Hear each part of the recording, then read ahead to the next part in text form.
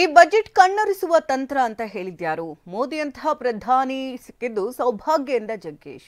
CM ಮಂಡಿಸಿದ budget ಅಭಿವೃದ್ಧಿ ಪರವಾಗಿದೆ. ಅಂಗನವಾಡಿ ಕಾರ್ಯಕರ್ತೆಯರಿಗೆ ಸಿಹಿ ಕೊಟ್ಟಿದ್ದಾರೆ. ಎಲ್ಲವನ್ನ ನೋಡೋಣ ಪ್ರಮುಖ ಸುದ್ದಿ ನ್ಯೂಸ್ ಟಾಪ್ 9ನಲ್ಲಿ. ರಾಜ್ಯ ಸರ್ಕಾರದ ಬಜೆಟ್ ಒಂದು ರೀತಿ ಕಣ್ಣರಿಸುವ ತಂತ್ರವಾಗಿದೆ ಅಂತ ರಾಜ್ಯಸಭೆ ಸದಸ್ಯ ನಟ ಜಗ್ಗೇಶ್ ಹೇಳಿದ್ದಾರೆ. 58,000 ಕೋಟಿ ಹಣ ಅನಾಮಧೇಯವಾಗಿ ಬೇರೆಯವರಿಗೆ ಕೊಡ್ತಿದ್ದಾರೆ. ವೋಟ್ ಬ್ಯಾಂಕ್ ಆಗಿ ಕಾಂಗ್ರೆಸ್ನವರು ಹೀಗೆ ಮಾಡ್ತಿದ್ದಾರೆ ಅಂತ ಕಿಡಿಕಾರಿದ್ದಾರೆ. 58,000 ಕೋಟಿ ಎಷ್ಟು ಅನಾಮಧೇಯವಾಗಿ ಎತ್ತಿಟ್ಬಿಟ್ಟು ಬೇರೆಯವರು ಕೊಡಬೇಕು. ಒಂದು ವೋಟ್ ಬ್ಯಾಂಕ್ಗೋಸ್ಕರ ಈ ಥರ ಮಾಡಿ ಇವಾಗ ಬಹಳ ಅವರು ತಿನ್ಗಾಡ್ತಿದ್ದಾರೆ.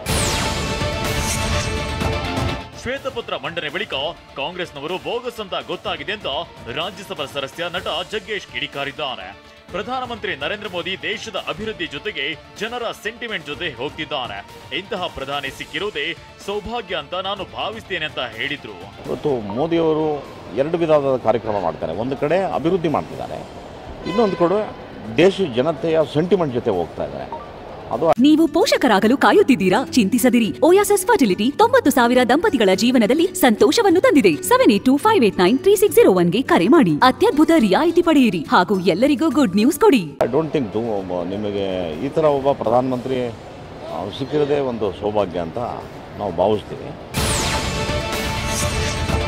ಸಿಎಂ ಸಿದ್ದರಾಮಯ್ಯ ಮಂಡಿಸಿದ ಬಜೆಟ್ ನಿರಾಶಾದಾಯಕವಾಗಿದೆ ಅಂತ ಕೆಂಪೇಗೌಡ ಏರ್ಪೋರ್ಟ್ನಲ್ಲಿ ಮಾಜಿ ಸಿಎಂ ಜಗದೀಶ್ ಶೆಟ್ಟರ್ ಕಿಡಿಕಾರಿದ್ದಾರೆ.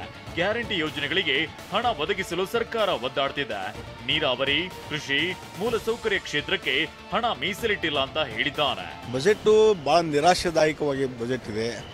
ಈ ಗ್ಯಾರಂಟಿ ಯೋಜನೆಗೆ ಹಣ ಹೊಂದಿಸ್ಲಿಕ್ಕೆ ಹೋಗಿ ಅಭಿವೃದ್ಧಿ, ಮೂಲಭೂತ ಸೌಕರ್ಯ, ಅದರಲ್ಲಿ ಪ್ರಮುಖವಾಗಿ ನೀರಾವರಿ, ಕೃಷಿಗೆ ಯಾವುದೇ ರೀತಿಯ ಆದ್ಯತೆ, ಹೊಸ ಯೋಜನೆಗೆ ಯಾವುದೇ ಹಣ ಇಲ್ಲದಂತ ಪರಿಸ್ಥಿತಿ.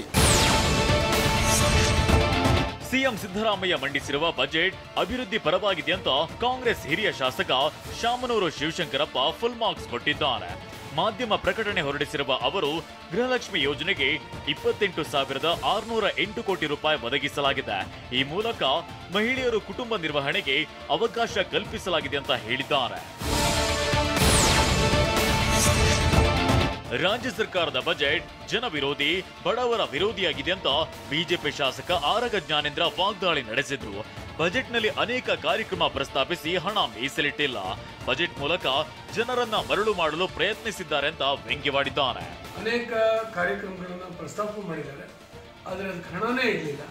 ಒಟ್ಟಾರೆ ಮೇಲೆ ಜನರನ್ನ ಮರಳು ಮಾಡುವಂಥ ಒಂದು ಪ್ರಯತ್ನವನ್ನು ಎಲೆಕ್ಷನ್ ಪೂರ್ವದಲ್ಲಿ ಮಾಡಿದ್ದಾರೆ ವಿಧಾನ. ಯಾವುದೇ ಪ್ರಾಮಾಣಿಕವಾಗಿರ್ತಕ್ಕಂಥ ನಡೆ ಇದರಲ್ಲಿ ಇಲ್ಲ. ಸಿದ್ದರಾಮಯ್ಯನವರು ಮಂಡಿಸಿರುವ ಬಜೆಟ್ನಿಂದ ಅಂಗನವಾಡಿ ಕಾರ್ಯಕರ್ತೆಯರು, ಮೇಲ್ವಿಚಾರಕಿಯರಿಗೆ ಖುಷಿಯಾಗಿದೆ ಅಂತ ಗಣಿ ಸಚಿವ ಎಸ್ ಮಲ್ಲಿಕಾರ್ಜುನ ಮೆಚ್ಚುಗೆ ವ್ಯಕ್ತಪಡಿಸಿದ್ದಾರೆ. ಅಂಗನವಾಡಿ ಕಾರ್ಯಕರ್ತೆಯರು ಹಲವು ದಿನಗಳಿಂದ ಬೇಡಿಕೆ ಇಟ್ಟಿದ್ರು. ಕಾರ್ಯಕರ್ತೆಯರು ಹಾಗೂ ಸಹಾಯಕಿಯರ ತರಬೇತಿ ಕಾರ್ಯಾಗಾರ ಆಯೋಜಿಸಲು 10 ಕೋಟಿ ರೂಪಾಯಿಗಳನ್ನು ಒದಗಿಸಲಾಗಿದೆ ಅಂತ ಮೆಚ್ಚುಗೆ ಸೂಚಿಸಿದ್ರು.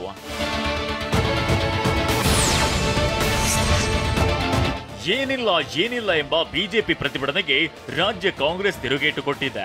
ಕರುಣೆ, ಪ್ರೀತಿ ಏನೂ ಇಲ್ಲ ಅಂತ ಬಿಜೆಪಿಯವರ ಕಾಲೆಳೆದ ಕಾಂಗ್ರೆಸ್, ಭಾರತೀಯ ಜನತಾ ಪಕ್ಷದವರ ಬುರುಡೆಯಲ್ಲಿ ಏನೂ ಇಲ್ಲ. ಬಿಜೆಪಿಯವರು ಹೇಳುವುದು ಯಾವುದೂ ನಿಜವಲ್ಲ. ಬಿಜೆಪಿ ಶಾಂತಿ, ಸಹಬಾಳ್ವೆ ಎಂದಿಗೂ ಸಹಿಸಲ್ಲ, ನಂಬಿಕೆಗೆ ಅರ್ಹರಲ್ಲ ಅಂತ ಕಾಂಗ್ರೆಸ್ ವ್ಯಂಗ್ಯವಾಡಿದೆ.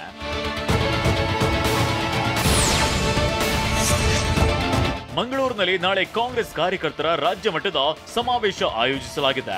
ಈ ಸಮಾವೇಶದಲ್ಲಿ ಸಿಎಂ ಸಿದ್ದರಾಮಯ್ಯ ಭಾಗವಹಿಸುತ್ತಿರುವ ಕಾರಣ ಡ್ರೋನ್ ಹಾರಾಟ ನಿಷೇಧಿಸಲಾಗಿದೆ.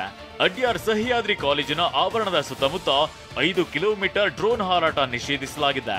ಇನ್ನು ಸಮಾವೇಶದ ಬಳಿಕ ಸಿಎಂ ವಾಮಂಜೂರಿನ ತಿರುವೈಲ್ನಲ್ಲಿ ನಡೆಯಲಿರುವ ಕಂಬಳದಲ್ಲಿ ಭಾಗವಹಿಸಲಿದ್ದಾರೆ.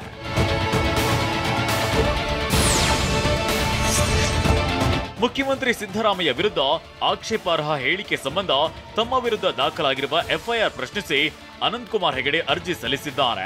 ಈ ಬಗ್ಗೆ ಹೈಕೋರ್ಟ್ನಲ್ಲಿ ವಿಚಾರಣೆ ನಡೆದಿದ್ದು, ಮುಖ್ಯಮಂತ್ರಿ ವಿರುದ್ಧ ಈ ರೀತಿಯ ಪದ ಬಳಕೆ ಮಾಡಬಹುದೇ? ಅಭಿಪ್ರಾಯ ಭೇದವಿರಬಹುದು, ನೀವು ಮತ ನೀಡದೆ ಇರಬಹುದು. ಪ್ರಧಾನಮಂತ್ರಿ ಮುಖ್ಯಮಂತ್ರಿಗಳಿಗೆ ಗೌರವಿಸದಿದ್ರೆ ಹೇಗೆ? ಭಾಷೆಯ ಬಳಕೆ ಗೌರವಯುತವಾಗಿರಬೇಕು ಅಂತ ಹೈಕೋರ್ಟ್ ಸೂಚನೆ ಕೊಟ್ಟಿದೆ.